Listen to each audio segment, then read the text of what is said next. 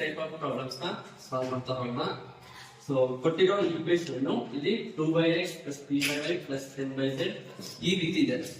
ಅಂದ್ರೆ ಇಲ್ಲಿ 1/x 1/y 1/z ನ p q r ಅಂತ ತಗೋಬೇಕು.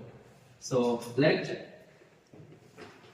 p equals to 1/x, q equals to 1/y, r equals to 1/z.